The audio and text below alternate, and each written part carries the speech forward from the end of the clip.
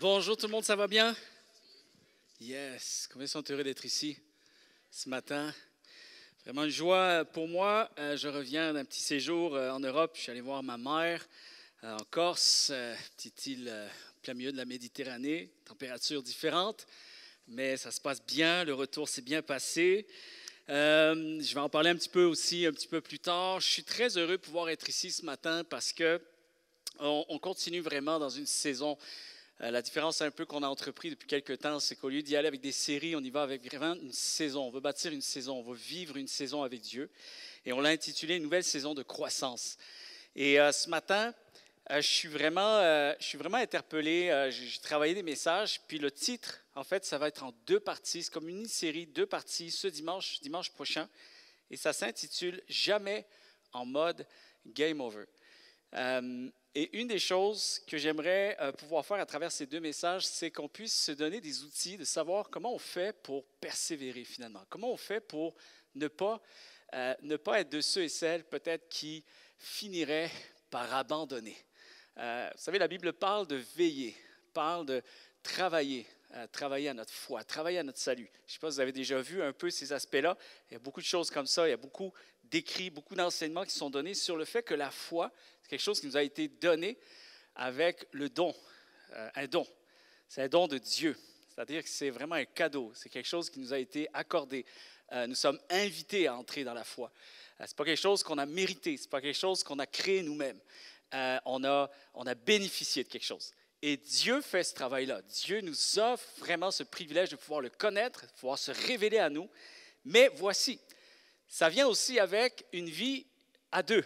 Une vie qui se vit à deux, c'est-à-dire qu'il y a ce que Dieu fera, il y a ce que Dieu veut faire, ce que Dieu veut continuer à faire. En fait, il y a tout ce que nous sommes prédestinés à vivre, tout ce que Dieu a prévu que notre vie soit en lui. Et il y a aussi nos choix, il y a aussi ce que nous allons vouloir vivre à travers ça. C'est-à-dire que c'est pas quelque chose qui va être forcé, c'est pas quelque chose qu'on va subir, c'est quelque chose qu'on va vouloir également et ça va changer notre cœur, ça va transformer notre âme et les désirs de Dieu deviennent aussi les nôtres. Et finalement, la foi devient en quelque sorte aussi notre responsabilité, c'est-à-dire que c'est à nous aussi de vouloir demeurer dans la foi, demeurer avec foi en Dieu. Et ce matin, je veux vraiment vous introduire à travers deux versets. Le premier se trouve dans Matthieu chapitre 3, verset 8, où ça dit « Montrez par vos actes que vous avez changé de vie ». Ça, c'est Jean-Baptiste qui va dire ça, alors que les gens viennent dans le désert et se préparent à... En fait, ils entendent Jean-Baptiste qui parle, qui discourt, qui déploie un message qui provient du cœur de Dieu. Et il y a comme une invitation à changer de vie. Et ils vont se faire baptiser. Il y a le baptême dans l'eau. Et toute cette dimension-là, c'est de s'apercevoir qu'il y a une nouvelle naissance qui est prévue pour nous, nouveauté de vie. Et la réalité, chers amis, c'est que tout ce qui est nouveau, fait office de changement. Il ne devrait pas y avoir quelque chose qui nous surprend là-dessus. Quand on a le mot « nouveau », c'est que forcément, il y a quelque chose qui change. Il y a un avant, il y a un après. Et c'est assez intéressant de voir aussi que l'apôtre Paul parle dans 2 Corinthiens chapitre 5, verset 17, il dit « Si quelqu'un est en Christ, il est une nouvelle créature. Les choses anciennes sont passées, voici, toutes choses sont devenues nouvelles. » La nouvelle naissance, c'est des choses qui étaient anciennes, et les choses nouvelles vont prendre place. Donc, il y a changement, il y a nouveauté, il y a quelque chose qui est en mouvement, quelque chose qui va se mettre finalement à grandir, à s'épanouir, s'expansionner. Il y a quelque chose qui va vraiment être en changement. Et j'ai essayé de réfléchir, je me dis, Seigneur, qu'est-ce qui est le plus difficile parfois dans notre foi? Où sont les zones de danger, les zones à surveiller? Où est-ce que notre foi pourrait être en danger? Notre foi, où est-ce qu'à ce moment-là, on doit être vigilant un peu plus? Et il y a deux choses que j'aimerais vous partager ce matin. Et la première zone où il faut rester vigilant, c'est premièrement quand tout devient trop familier. Quand tout devient trop familier.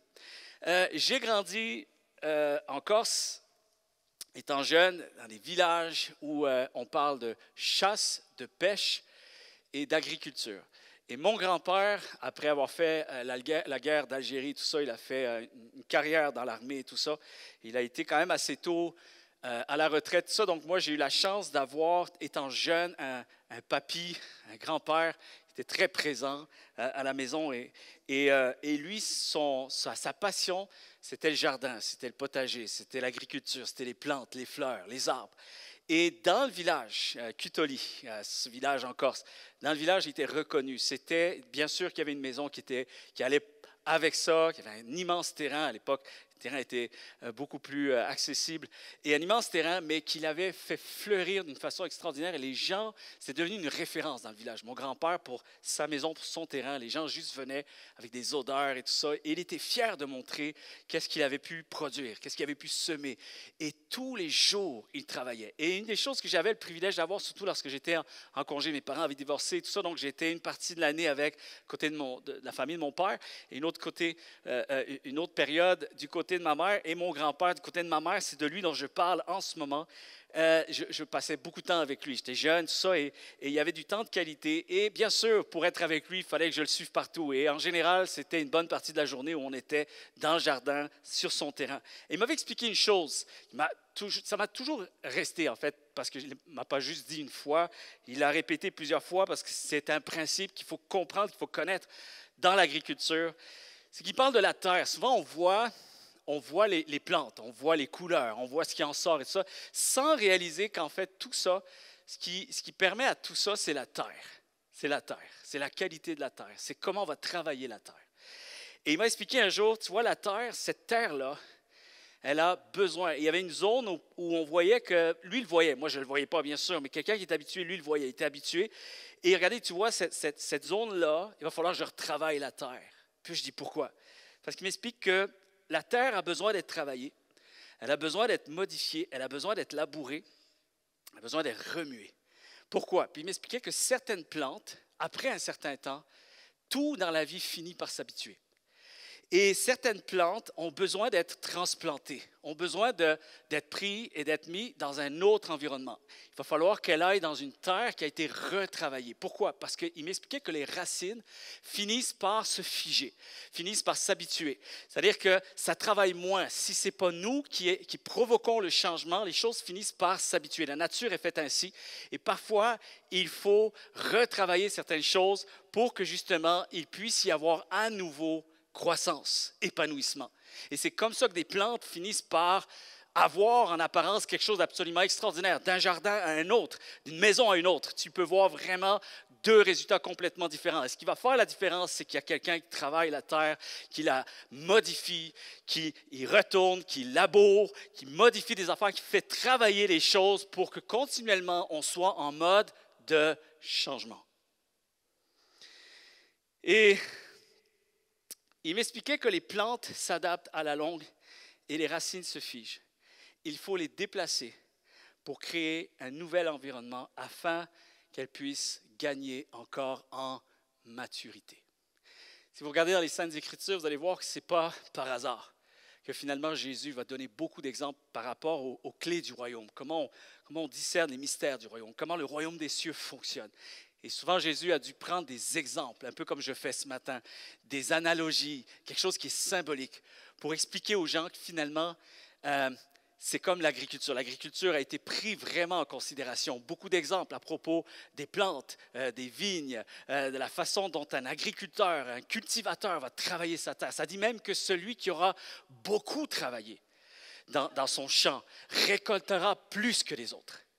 Et il y a quelque chose à saisir au niveau de la foi. Et lorsque je méditais là-dessus, je regarde aussi à ma propre vie. Je suis convaincu que c'est quelque chose qui va vous parler pour ceux qui ont peut-être plusieurs années d'expérience au niveau de la foi, des choses de Dieu. Il n'y a personne qui va être surpris dans ce que je vais dire aujourd'hui. La réalité, chers amis, pour faire échec à cette zone de game over, faire échec à cette zone où on pourrait risquer de faillir dans notre foi ou de faiblir, c'est d'être continuellement en mouvement. Continuellement. En fait, le risque de s'arrêter, c'est quand on s'arrête. Et c'est là qu'il faut toujours s'assurer que nous continuons à avancer et que nous travaillons encore à quelque chose. que nous faisons travailler quelque chose encore au niveau de notre foi. Il y a des zones à faire travailler. Il faut discerner les nouvelles zones à faire travailler, mais il faut rester vigilant là-dessus. Et si tu veux resplendir et être une source de bénédiction pour les choses de Dieu, tu vas devoir vivre en mode changement. Il y a trop de gens que je vois être comme des montagnes russes. Vous savez, des années passent, et il y a des gens qui m'expliquent que finalement leur parcours, c'est toujours des pics et des vallées, des pics et des vallées. Et c'est compliqué parce qu'on stagne, parce qu'on ne parvient pas à pouvoir mentionner que finalement on a évolué, qu'on a grandi, qu'on a pu acquérir de nouvelles choses, qu'on a pu vivre de nouvelles expériences. La réalité, c'est qu'il faut être stable dans cette marche qui continue d'être active. Et c'est comme ça qu'on finit par grandir et gagner en maturité. Alors, il faut comprendre que lorsqu'on veut vivre quelque chose de puissant avec Dieu, et que si c'est notre désir, si vraiment nous aspirons à vivre quelque chose de fort avec Dieu et des expériences, de nouvelles expériences, et finalement discerner, comprendre, découvrir le cœur de Dieu. C'est ce que ça dit. La vie éternelle consiste à connaître le seul et unique Dieu, à le connaître, le découvrir davantage, toujours grandir dans ce qu'il est et dans ce que je peux vivre avec lui. En réalité, c'est que tu vas devoir vivre en mode changement, nouveauté, dépassement de soi et surtout apprendre à sortir de nos zones de confort. C'est une réalité. Et on voit qu'un des personnages qui va être nommé, qui va être surnommé comme étant le père de la foi, Abraham dans la Bible, dans l'Ancien Testament, se trouve dans le livre de la Genèse. On voit qu'au chapitre 11, il a été vraiment appelé à Dieu l'a appelé à une destinée bien particulière. Et Dieu a appelé cet homme à sortir de chez lui, à sortir de sa zone où est-ce qu'il a grandi, sa patrie, pour aller à un endroit où est-ce qu'il allait avoir une destinée bien plus grande que juste recevoir pour sa propre vie. Quelque chose qui allait donner naissance à quelque chose de fort, de puissant, à un peuple nombreux qui va devenir le peuple de Dieu. Et c'est incroyable de voir finalement, il se trouve exactement à un endroit où on appelle Charan. Charan, c'est une localité, il est là en Mésopotamie. Et Charan ici, c'est son père qui est à Charan, qui s'appelle Térak. Et ça dit que Dieu a appelé Abraham, mais quelque temps après, on s'aperçoit qu'Abraham est encore à Charan. Et que finalement, la seule façon de pouvoir rentrer dans quelque chose de plus majestueux pour sa propre vie, c'est qu'il fallait qu'il sorte de Charan. Et pour ceux qui ne savent peut-être pas, Charan veut dire pays du peu de fruits. Pays du peu de fruits. Et vous savez, pour nous aujourd'hui, ça peut être aussi symbolique. Bien sûr, il y avait une question de climat, il y avait une question de terre, il y avait une question de localité qui fait que c'était très difficile de concevoir, de pouvoir multiplier, cultiver des choses. Et à l'époque, s'il y avait une terre qui n'était pas suffisamment fertile pour faire fructifier des choses, c'était signe quand même de pauvreté, c'était signe de restriction, c'était compliqué. Donc les gens, la richesse de l'époque, c'était d'être proche d'une source d'eau et d'être sur une terre qui était fertile, une terre qui était bonne à travailler pour faire cultiver des choses et faire nourrir un peuple entier. Et Charan veut dire le pays du peu de fruits. Et vous savez, c'est aussi l'idée qu'il y a une famille, il y a des gens, il y a des familiarités qui sont là. Et c'est assez spécial comment Dieu va pousser Abraham. Il va falloir que tu sortes de ça, il va falloir que tu sortes de cette zone-là. Et on dit merci Seigneur pour les gens qui nous entourent, mais la réalité, c'est que si nous voulons vivre des choses nouvelles avec Dieu, il va falloir que nous ayons aussi cette sensibilité de savoir qu'il y a quelque chose d'autre à aller chercher. Et ici, Charan est un lieu que l'on connaît. La réalité, c'est qu'Abraham se trouve à un endroit où il commence à être un petit peu trop confortable. Le cadre est bien établi. Tout est bien prévisible. En fait, tout est devenu familier, ce qu'on appelle quelque chose d'habituel. En fait, il n'y a pas suffisamment de potentiel pour de nouvelles choses. Et la réalité, c'est que Dieu appelle Abraham à se dépasser. Il va falloir que tu sortes de ce que tu connais, de ce que tu maîtrises, de ce que tu possèdes, de ce que tu es en mesure de pouvoir prévoir afin que tu puisses entrer dans quelque chose d'encore plus grand et nouveau pour toi. Le trop confortable, le trop prévisible, trop établi. En fait, quelque chose qui est devenu à sa taille à lui. Et combien croient que Dieu se plaît à nous amener à des places où nous aurons besoin de dépendre de lui. Nous allons avoir besoin de dépendre de lui. Dieu appelle Abraham à sortir de Charan. C'est comme si finalement ce passage nous parle à nous aussi que c'est le même Dieu qui agit avec la même façon, les mêmes méthodes, et Dieu va vouloir faire aussi la même chose avec nous. Et le grand message à travers ça, c'est que si Dieu l'a fait pour Abraham, qui est devenu le père de la foi, il le fera aussi pour nous. Parce que Dieu sait que le changement est nécessaire. Dieu sait que la nouveauté est nécessaire. Dieu sait que le dépassement de soi est nécessaire. Dieu sait même parfois qu'une terre travaillée, c'est-à-dire notre cœur travaillé, notre foi va être travaillée, notre vie va être travaillée, remuée, chamboulée, labourée, c'est nécessaire. Et ce que j'aime, c'est que ce passage nous invite à ne pas redouter le changement et de croire finalement Dieu continue d'être fidèle même dans le changement. De ne pas redouter le changement. Et en fait, je dirais même ceci, ne pas subir le changement, mais d'en devenir l'artisan du changement. Finalement, il faut que j'en fasse un style de vie. Il faut que j'en fasse quelque chose qui est nécessaire, qui est une clé pour ma vie, qui est une clé pour moi. Moi, j'ai appris avec les années, chers amis. Je ne dis pas que je suis spécialiste du changement parce que des fois, le changement m'étire aussi. Mais j'ai appris à l'accueillir, le changement. J'ai appris à faire avec, fonctionner avec. Et parfois aussi, il y a des saisons où on le ressent. C'est le temps qui est du changement. C'est le temps qui est de la nouveauté. C'est le temps de créer quelque chose de nouveau. Et souvent, on va dire, Seigneur, crée quelque chose de nouveau. La réalité, c'est que c'est à nous aussi de savoir se mettre en posture. De se mettre en posture de devoir agir, de devoir bouger, de devoir changer. Et ça, c'est quelque chose qui, malheureusement, des fois, dans la foi, on n'arrive pas toujours à l'entendre souvent. Je dirais que souvent, on est là à attendre que Dieu fasse quelque chose, mais la réalité, c'est que nous avons aussi quelque chose à faire pour que Dieu fasse quelque chose. Est-ce que vous êtes là ce matin? Accueillir le changement, chercher à vivre du changement. Ça, c'est important. Il y a une différence entre ne pas redouter le changement et chercher à vivre le changement. C'est plus pareil. C'est-à-dire que les circonstances arrivent et les circonstances, même si elles me dépassent, je vais en faire une vision pour ma vie. Je vais faire en sorte que les gens pensent que finalement, c'est moi qui ai créé ces circonstances-là, plutôt que de les subir. C'est important de voir finalement dans les Saintes Écritures que les grands héros de la foi ont passé par là. Ils sont tous passés par là.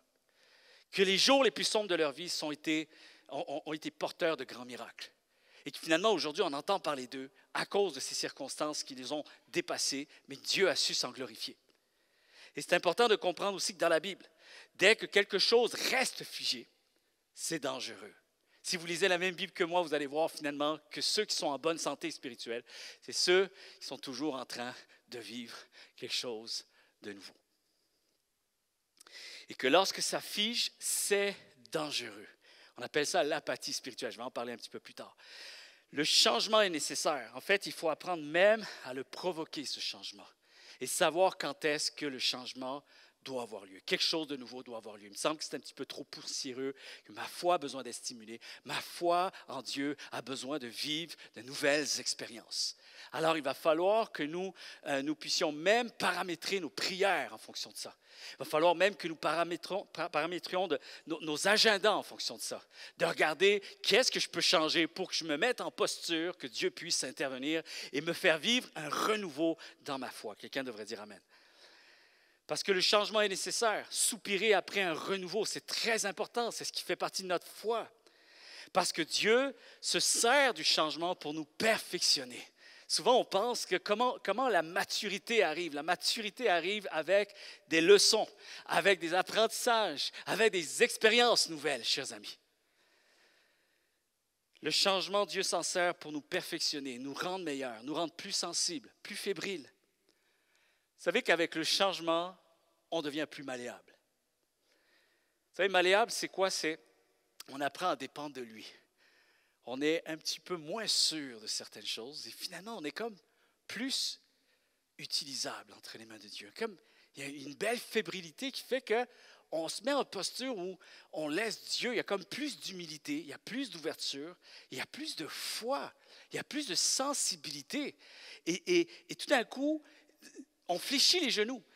Et ce qui est très fort avec Dieu, c'est que lorsqu'il y a de l'humilité, il y a sa gloire qui se manifeste. On se positionne pour le miraculeux. Étrangement, lorsqu'on est dans une saison où on sent que finalement on ne maîtrise pas tout et que c'est une expérience nouvelle et que finalement je me mets en posture, je sors de ma zone de confort. On dirait, il y a comme plus de solidarité. On le voit dès qu'il y a des épreuves dans le monde. dès qu'il y a des choses difficiles, on dirait qu'il y a une plus belle nature de l'homme qui ressort. Plus de solidarité, plus d'unité, plus de compassion, plus de sensibilité à l'égard de l'autre. Et c'est souvent dans ces moments-là où on arrive à déployer plus d'amour, plus de compassion. Finalement, il y a un meilleur témoignage qui en ressort. On resplendit d'une façon où est-ce que pasteur Éric ce matin a parlé d'être remarquable. Finalement, Dieu veut faire de nous un peuple remarquable. Finalement, les gens vont nous remarquer. Quelque chose qui va être différent. Et c'est souvent là que Dieu arrive à accomplir un témoignage absolument extraordinaire. Et en fait, je vous dirais qu'il faut vouloir changer. Amen. C'est là que Jean-Baptiste dit, montrez par vos actes que vous avez changé de vie. Dans une autre version, on pourrait le traduire aussi que vous voulez changer de vie. En fait, le changement, c'est quelque chose que l'on doit toujours bien accueillir. Et il y a toujours quelque chose que l'on peut se fixer au niveau de notre foi. Vous savez, ça serait absolument un non-sens que l'on vienne à l'Évangile sans qu'il y ait un changement.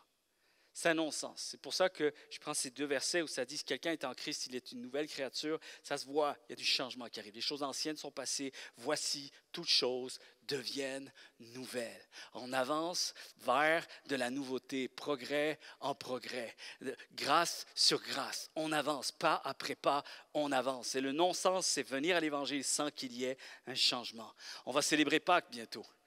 Et la grande nouvelle, la grande célébration de Pâques, c'est que nous disons merci Seigneur pour ce que tu as accompli.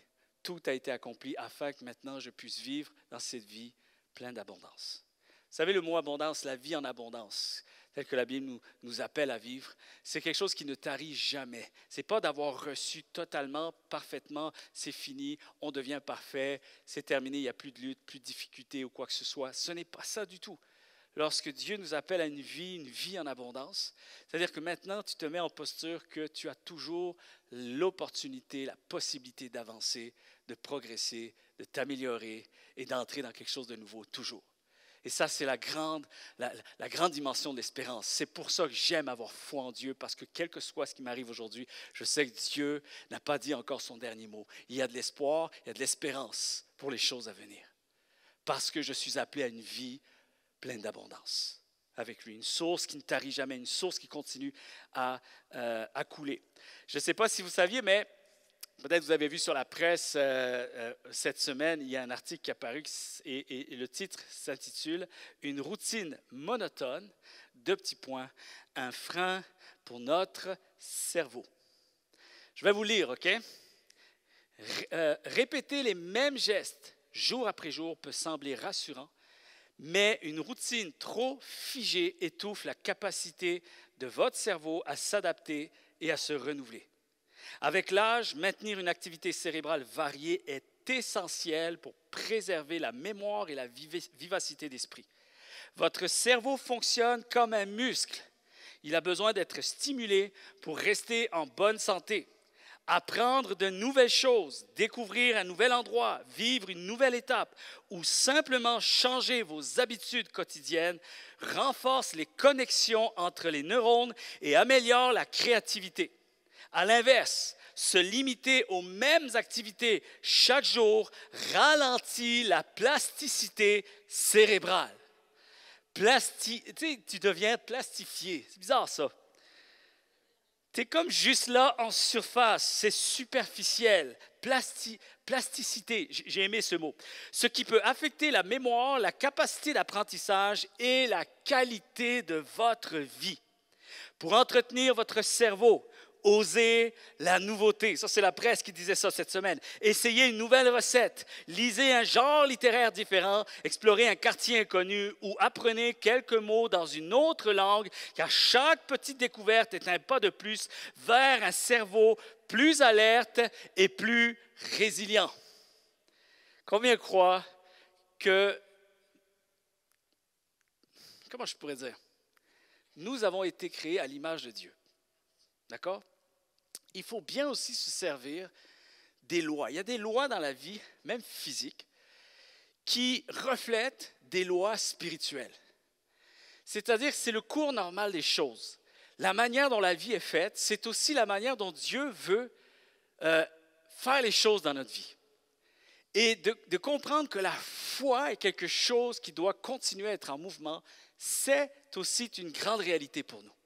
Nous devons vivre et se réconcilier avec cette pensée, ne pas être toujours en posture d'attendre et d'attendre que Dieu fasse les choses pour nous. C'est à nous aussi d'entrer dans quelque chose de nouveau afin que je puisse laisser Dieu faire quelque chose de nouveau dans ma vie. Quelqu'un devrait dire Amen. Et c'est là que je veux entrer avec vous dans ce deuxième point. Refuser le statu quo. Voilà où j'en suis.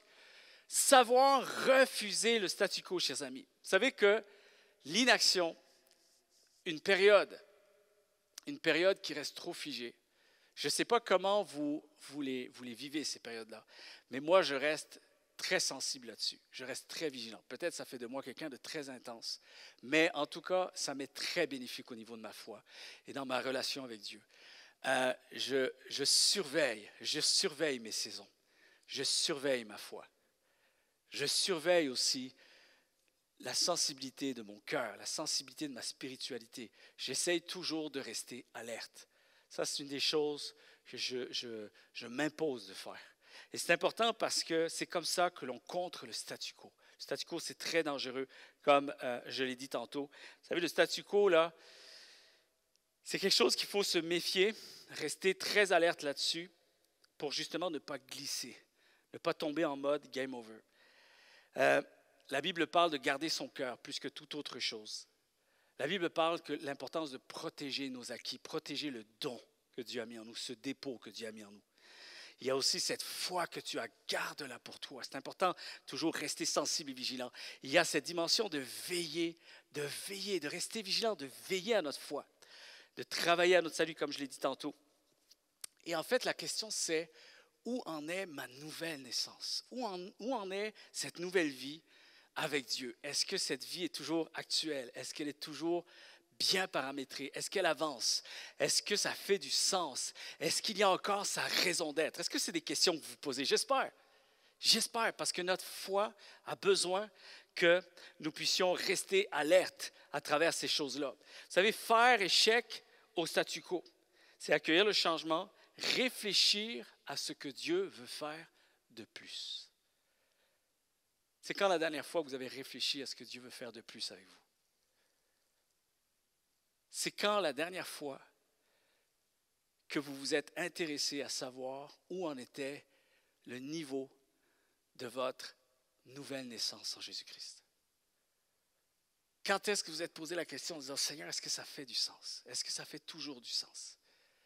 Est-ce que mes valeurs font du sens? Est-ce que la manière dont je vis fait du sens? Avec ce témoignage que Dieu m'a accordé de vivre, un jour s'est fait connaître à moi. Est-ce que ça fait toujours du sens? Est-ce qu'il y a toujours cette raison d'être? Mes relations, mes choix, mes objectifs futurs, là où je m'enligne dans ma vie, qu'est-ce que j'aspire à vivre? Qu'est-ce que je suis en train de bâtir aujourd'hui? Est-ce qu'il y a la vision de Dieu? Est-ce qu'il y a la vision d'une foi qui continue d'être en mouvement pour Dieu? C'est tellement important. C'est des questions sans cesse. Des fois, Marie-Ève me dit, mon épouse me dit, c'est too much, tu réfléchis trop. Bon, peut-être. Mais au moins, je suis là. Je reste sur un chemin. Bien sûr, un équilibre. La semaine prochaine, je vais parler de cet équilibre-là. Mais faire échec au statu quo, c'est réfléchir à ce que Dieu veut faire de plus. Posez-vous la question, Seigneur, qu'est-ce que tu veux faire de nouveau dans ma vie? Il y a toujours du nouveau, il y a toujours de la nouveauté. Tant que tu respires, il y a toujours de la nouveauté. Il y a quelque chose que Dieu veut faire. Pendant 6 ans où j'ai été malade, une maladie incurable, Dieu a guéri surnaturellement, c'est inexplicable aujourd'hui et j'en remercie Dieu pour ça. Mais je peux vous assurer que même cloué à un lit, pendant 6 ans, je n'étais pas tout le temps cloué à un lit, mais c'était très handicapant. J'étais très restreint dans ce que je pouvais faire. Mais malgré ça, on a toujours l'opportunité d'avancer, d'être en mouvement et de voir comment encore je peux changer, qu'est-ce que je peux changer malgré la situation. Vous savez, il y a des choses que je crois, c'est que il n'y a pas que physiquement qu'on change les choses. Mentalement aussi, on peut changer les choses. On peut se défier à changer dans la façon dont on pense. On peut se défier à changer aussi dans la façon dont on réagit. Tempérament, comportement, les pensées aussi, les travailler.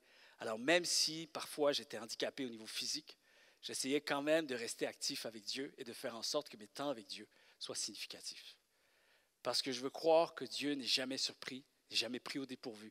Quelles que soient les étapes que je traverse, je suis convaincu que la source continue à jaillir et que cette vie en abondance ne s'est pas arrêtée. Elle est encore un appel pour moi, elle est encore accessible, elle m'est encore destinée. Et je veux essayer de voir comment ce Dieu qui est bien plus grand que moi peut encore intervenir et agir dans la vie que je mène aujourd'hui. Je sais que ce n'est pas le message le plus flamboyant, mais c'est tellement là que l'on doit se tenir si nous voulons vivre des choses remarquables avec Dieu. Parce que rien n'arrive par hasard, rien ne tombe du ciel, rien n'arrive comme par enchantement. Il y a toujours une cause à effet. Quand Jésus se présentait à des gens sur le point d'intervenir, il posait la question « Que veux-tu que je fasse pour toi? » Qu'est-ce qui semble être le plus significatif? Où est-ce que tu veux, où est le besoin? Où est ton cœur? Il y a quelque chose de très fort, de très intense que Jésus vivait à chaque fois qu'il intervenait. Et Dieu n'est pas intervenu pour des éléments physiques de la nature. Dieu est intervenu toujours pour des êtres humains.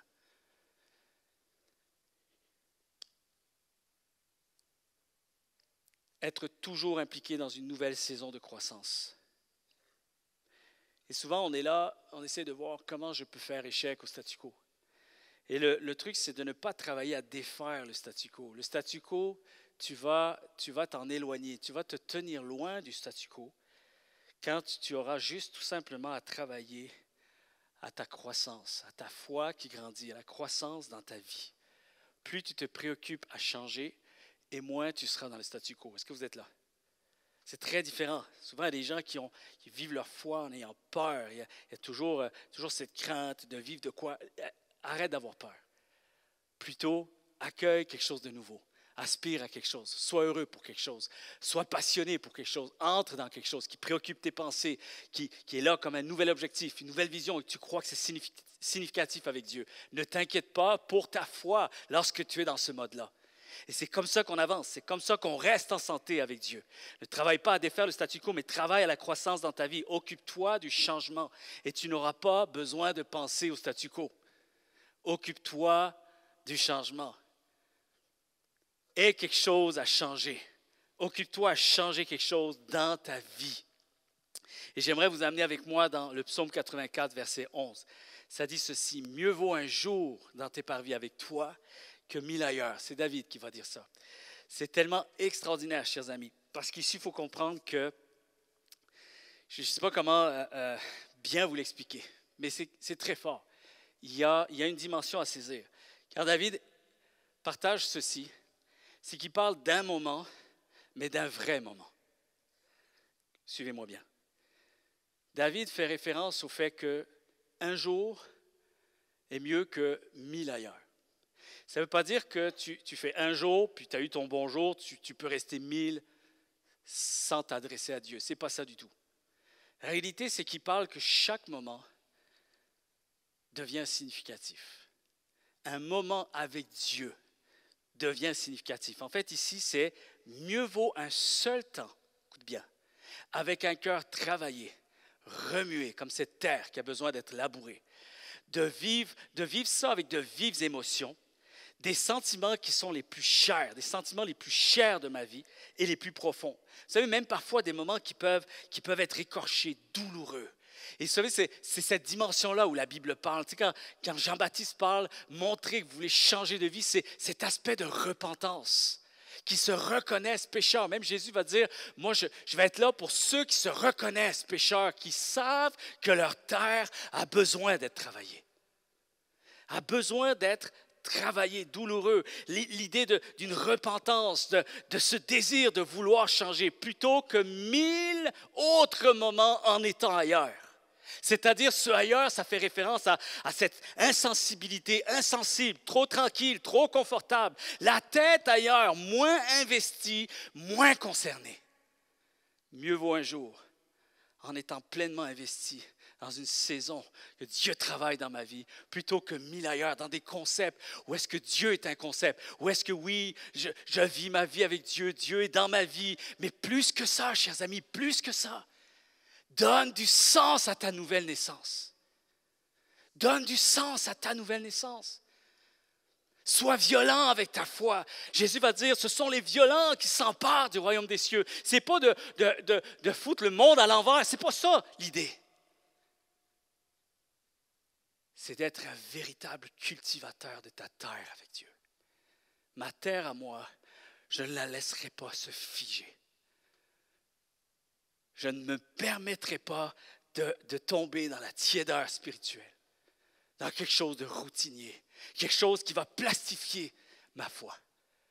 Je veux que ma foi reste vivante. Alors, je vais prendre des moments avec Dieu qui vont être significatifs. Je vais réfléchir à ma vie, réfléchir à ma saison, réfléchir à là où j'en suis, le chemin parcouru, et voir encore ce qui me reste à parcourir. Et d'être véritablement acteur de ce que Dieu veut faire dans ma vie. Accueillir le changement et devenir l'artisan de ce changement. Parce que je sais que Dieu me destine à vivre des choses encore plus grandes. Quelqu'un devrait dire Amen. Pour David, c'était tout le contraire de rester figé. C'était le gars qui vivait les choses intensément. D'ailleurs, vous allez voir plusieurs années, on parle de plus de 20 ans où est-ce que l'arche de Dieu, ça c'était symbolique dans l'Ancien Testament, où c'était la présence de Dieu, n'était plus avec Israël. L'arche de Dieu avait été volée par les Philistins, avait été, on va excuser du terme, remisée chez la maison de quelqu'un, et là on l'oublie. Pendant des années, il y a des gens qui sont sur le règne d'Israël, qui sont au pouvoir d'Israël, et personne n'est préoccupé à savoir, je pense que ça serait bien que la présence de Dieu revienne. Et la première des choses que David va faire lorsque Dieu va l'appeler et le mettre au pouvoir d'Israël, c'est la première chose qu'il va entreprendre. Avant d'aller plus loin, je veux juste retrouver la présence de Dieu au milieu de nous. Et ils vont entreprendre ce pèlerinage, d'aller chercher la présence de Dieu large. On n'ira jamais plus loin tant que Dieu n'est pas au cœur de tout ce que nous sommes appelés à vivre. Et c'est là que tu vois finalement, David, c'est tout le contraire d'une terre qui est figée. C'est le gars qui continue à réfléchir comment sa terre peut être travaillée, où on en est. Est-ce qu'il y a des choses qui doivent être changées? Il y a des choses qui ne peuvent pas durer. À un moment donné, il faut se réveiller, chers amis, et essayer de réfléchir. Qu'est-ce qui pourrait être changé? Qu'est-ce qui serait bien changé dans ma vie? Comment je peux évoluer? Comment je peux ne pas laisser les circonstances m'atteindre et me laisser écraser? Et David était cet homme qui vivait les choses intensément. Et c'est là que j'aimerais vous dire ce matin que le contraste entre un cœur travaillé, bouleversé, en lutte avec Dieu, et une vie tranquille, mais insensible, est quelque chose que Dieu met continuellement en contraste dans la Bible. Regardez bien, vous lisez les Écritures, vous allez voir qu'il y a deux chemins, deux destinées complètement différentes. Et je sais qu'on sait que Dieu est le Dieu de grâce, le Dieu qui fait des choses remarquables, et c'est vrai. Et lorsqu'on est dans une impasse, lorsqu'on est en difficulté, je ne dis pas ça pour que ça soit quelque chose de décourageant ce matin, au contraire. Mais lorsqu'on se réveille, lorsqu'on revient à Dieu, vous savez, des fois on voit que pendant longtemps, le peuple d'Israël est resté insensible. Et tout d'un coup, il réalise qu'il a besoin de changer, il a besoin, il y a un élément de repentance, de reconnaître finalement qu'on est loin de Dieu, on revient à Dieu. Et Dieu est toujours celui qui répond favorablement à ça. Mais tu ne verras jamais Dieu intervenir dans une terre qui reste figée. Là, Jésus va dire, ce sont ceux qui se reconnaissent pécheurs, qui vont hériter du royaume des cieux. Ce sont les humbles, les pauvres en esprit, humbles d'esprit, qui reconnaissent que j'ai besoin qu'il se passe quelque chose. J'ai besoin qu'il y ait un changement. Et c'est tellement incroyable. Apocalypse 3, versets 15 et 16, ça dit ceci: « Je connais tes œuvres. Tu n'es ni froid ni bouillant. Que n'es-tu froid ou bouillant? Ainsi, parce que tu es tiède et que tu n'es ni froid ni bouillant, je te vomirai de ma bouche. » C'est quand même assez intense, hein? La toute première fois, j'étais jeune, la toute première fois que j'ai eu ce passage, j'ai dit, wow! Je pense que Dieu est fâché un peu là, il y a quelque chose. Ce n'est pas évident. En fait, Dieu est toujours un Dieu de grâce, Dieu est toujours plein d'amour. Dieu est toujours plein d'espoir pour nous. Amen. Mais ici, c'est comme un avertissement qu'on doit saisir. Vous savez, c'est encore une fois l'avertissement d'être vigilant à l'apathie. L'apathie, c'est la tiédeur. Attention à un cœur qui est tiède. C'est plus dangereux que froid et bouillant. Idéalement, on veut être bouillant. Mais tiède, c'est plus dangereux que froid. Et quand ça dit « je te vomirai de ma bouche », c'est comme si, en fait, on va le dire un peu mieux, ok, ça va passer mieux, ça va être plus accueillant, on va pouvoir l'accueillir un petit peu mieux. C'est comme une impossibilité à vivre des choses glorieuses avec Dieu à l'endroit où c'est tiède. C'est un peu ça l'idée, c'est que tiède, c'est quelque chose qui est trop figé, quelque chose qui ne nous touche plus, quelque chose dont on est insensible. Là, ça devient difficile, là, ça devient compliqué. Et parfois, vous savez, des fois, je préfère quelqu'un qui ouvertement s'assume, dire non, moi, tu sais quoi, je préfère assumer le fait que je ne veux pas suivre les choses de Dieu. Souvent, c'est bizarre, mais ces gens-là, c'est comme plus simple un peu. C'est comme plus simple. Tout est vrai, tout est plus authentique. Il y a de l'espoir, il y a de l'espoir. C'est un peu l'apôtre Paul à Mané, il parle de certaines personnes qui sont dans les églises, puis qu'ils font comme les gens qui ne connaissent pas Dieu. Et en fait, ils se disent être avec Dieu, mais ils ont une vie qui est loin des choses de Dieu. Puis c'est comme une tiédeur qui est très dangereuse, et ça peut être même néfaste pour l'ensemble des gens autour. Et Paul va dire, bien, ces gens-là, c'est mieux qu'ils soient froids, qu'ils quittent littéralement, qu'ils s'assument, qu'ils assument le fait que Dieu n'est pas quelque chose dont ils ont envie de penser nécessairement. Et il va dire, avec l'espoir que finalement, ils reviennent en faisant la différence entre le chaud et le froid. Tiède, t'es juste assez bien pour ne plus sentir, ne plus vouloir ni de froid, ni de chaud. Est-ce que vous êtes là ce matin? Et il y a plus de chances de rester en vie là où ça bouge, là où ça brasse, là où c'est en mouvement et en quête de changement. L'intensité, chers amis, d'un moment vécu dans la vérité, même douloureux. La repentance, c'est ça. C'est une vérité qui va nous être absolument incroyablement bénéfique. Mais ça passe aussi par un instant douloureux où l'on reconnaît notre état et on reconnaît notre besoin du changement. L'intensité d'un moment vécu dans la vérité, même douloureux, vaut mieux qu'une existence paisible mais déconnectée avec Dieu. Un jour, il y a eu une conférence de pasteurs internationaux. Ils se sont retrouvés à des places. Et il y a un endroit où il y a de la nourriture et tout ça, ils viennent chercher du café. Et il y a un pasteur qui provient des États-Unis qui arrive là et il fait la connaissance d'un autre pasteur. Et lui, il est un pasteur qui est dans un pays un petit peu plus compliqué, un petit peu plus communiste et tout ça. Et où l'Évangile est très, très hostile, très fermé. Et à ce moment-là, le pasteur américain a un élan de compassion, un élan de sensibilité. Il dit, « Oh, wow, hey, vous savez qu'on prie vraiment pour vous, on prie beaucoup pour vous, pour que Dieu intervienne, pour que Dieu vous bénisse, vous fasse connaître sa gloire, manifester sa faveur et tout ça. » Et finalement, le pasteur de l'autre pays disait, « Ouais, OK, mais c'est plutôt nous, on veut vous dire aussi qu'on prie pour vous. Je dirais presque que c'est plus nous qui prions pour vous, plutôt que vous devriez prier pour nous. » À ce moment-là arrive un échange, c'est assez touchant, c'est assez radical, mais c'est assez touchant. Et dit, voyez-vous, on vit des épreuves, on n'a rien. On n'a rien, mais c'est incroyable tout ce qu'on vit avec Dieu.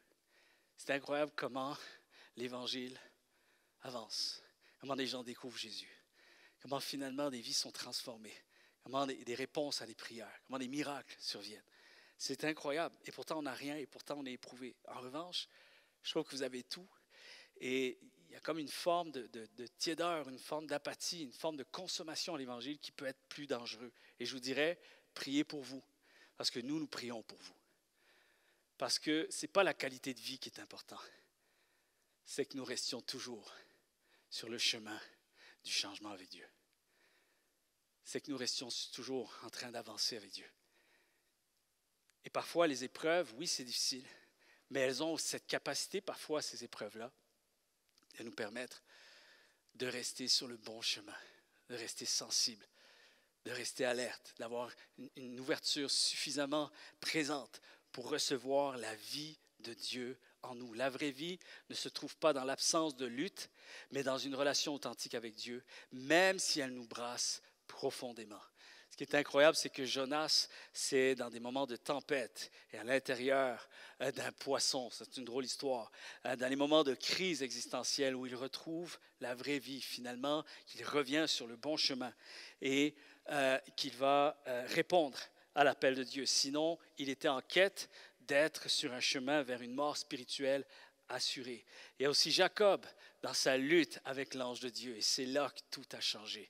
C'est là que finalement, il en ressort avec quelque chose qui va marquer sa vie pour la suite. Parce qu'il a lutté avec Dieu, il va boiter, il y a toute une symbolique là-dedans. Mais c'est là que tout est devenu salutaire.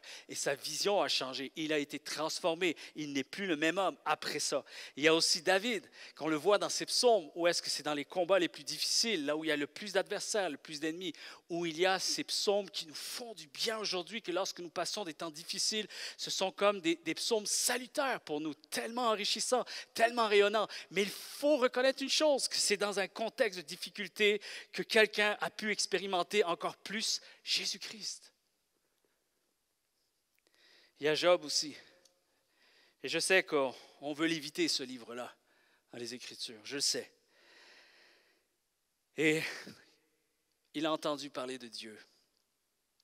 Mais suite à des saisons où il n'a pas pu juste faire de la foi une routine. C'était impensable pour lui, il ne pouvait pas. Ça ne pouvait pas continuer. Il n'aurait pas eu assez de force pour passer au travers si sa foi était routinière. Si finalement, à chaque jour, il n'y avait pas ce seul jour plutôt que 1000 ailleurs. Si finalement, il ne permettait pas à sa terre d'être travaillée par Dieu, c'était impossible de pouvoir passer au travers. Et ce n'est qu'à la fin de tout ce parcours-là, d'épreuves, de difficultés, que finalement, il va oser dire quelque chose qu'il n'a jamais dit avant, que mes oreilles ont entendu parler de toi, mais aujourd'hui, mes yeux t'ont vu. C'est autre chose. Et heureux les pauvres en esprit, car le royaume des cieux est à eux. Ça dit dans Matthieu chapitre 5, verset 3-6. Heureux ceux qui se reconnaissent pauvres, qui reconnaissent leur pauvreté spirituelle, car le royaume des cieux leur appartient. Heureux ceux qui sont humbles de cœur. Et le plus grand danger, chers amis, pour nous en tant que croyants, alors que Alvin, tu peux juste, on va rentrer dans une conclusion. Le plus grand danger pour un croyant, et même, chers amis, c'est peut-être être juste bien. Je prie pour être bien. Je ne sais pas quelles sont vos prières, mais moi je prie pour que je puisse être toujours bien. Je ne prie pas pour être éprouvé. Je ne prie pas pour être dans du trouble. Je demande à Dieu, Seigneur, fais en sorte que je puisse toujours avancer avec toi. Et la meilleure façon, chers amis, c'est déjà d'être nous en posture là-dessus. D'être en posture de travailler à notre terre. Je ne veux pas attendre que les circonstances viennent me le faire savoir ou viennent me surprendre. Je ne veux pas qu'une circonstance me fasse réaliser que j'étais tiède. Je veux réaliser aujourd'hui, alors que tout va bien, qu'il y a encore plus à aller chercher. C'est à moi de me défier. C'est à moi de me mettre en posture, de croire que je suis destiné à plus encore avec Dieu, aujourd'hui. Chercher un nouveau plafond à percer, c'est tellement salutaire. C'est ça que ça veut dire, travailler à votre salut. Quand Paul dit travailler à votre salut, cherche à vivre plus de Jésus. Cherche à bénir. Cherche un besoin, un nouveau besoin à combler. Si tu sens que ta terre se fige, crée-toi un nouveau besoin. Crée-toi une nouvelle semence. Crée-toi un nouvel espace. Fais-toi venir une nouvelle terre. Travaille à quelque chose. On a été créés avec plein de créativité, chers amis. Nous avons été créés à l'image de Dieu. Première des choses que nous voyons lorsque l'homme a été créé. Maintenant, travaille, multiplie, crée, bâtis. Fais quelque chose avec cette nouvelle naissance. Fais quelque chose. Jésus va dire, ce ne sont pas ceux qui connaissent, qui est ma famille. C'est ceux qui mettent en pratique. C'est ceux qui font quelque chose avec ce qu'ils savent. Je vais en parler la semaine prochaine. C'est vraiment la suite. C'est le sabbat. Je vais parler du sabbat. Comprendre le sabbat, de respecter le sabbat. C'est tellement important. Mais deux choses ce matin. J'aimerais que l'on se défie à faire juste peut-être une prière. Peut-être ça fait longtemps qu'on n'a plus fait cette prière. Il y a une prière que j'ai essayé de travailler. J'étais en prière avec Dieu. J'ai dit, Seigneur, je voudrais une prière qui me parle à moi. Une prière que j'ai goût de faire. Une prière qui sonne quelque chose de rafraîchissant pour moi. Et je veux aussi qu'on puisse la faire ensemble ce matin avant que je puisse reprendre la guitare et qu'on fasse quelques chants en réponse à ce message. Mais cherche un nouveau plafond à percer.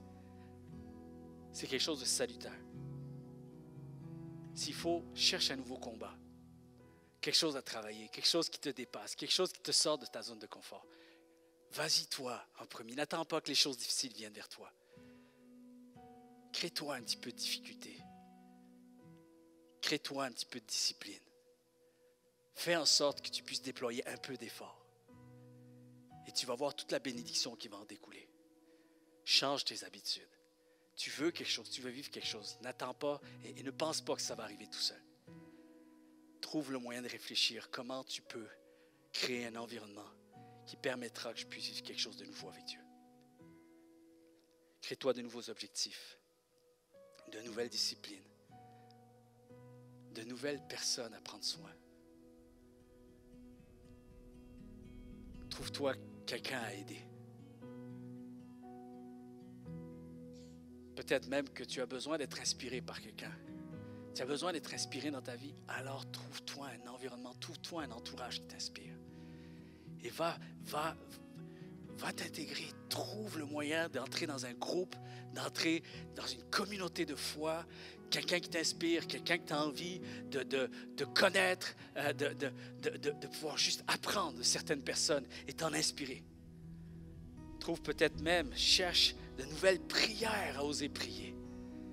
Et prie des prières de foi. Prions des prières de foi. Et les prières de foi, vous savez ce qui est bien avec les prières de foi, c'est que ce n'est pas des prières que tu peux prier juste une fois.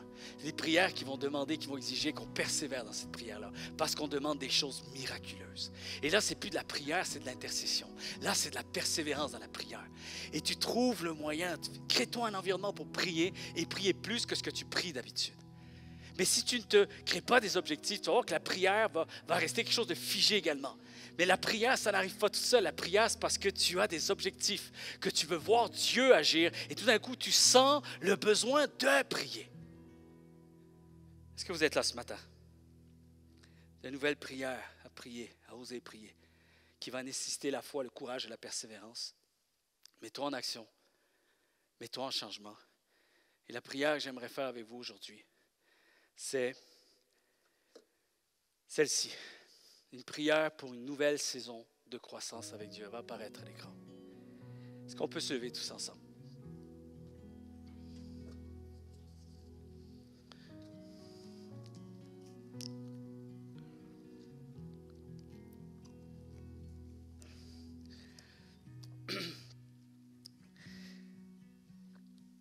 On va sûrement poster cette prière-là sur les réseaux sociaux, mais peut-être s'il y en a ici, vous voulez juste prendre une photo, puis continuer à prier cette prière-là et voir où est-ce que Dieu va vous amener à travers cette prière-là.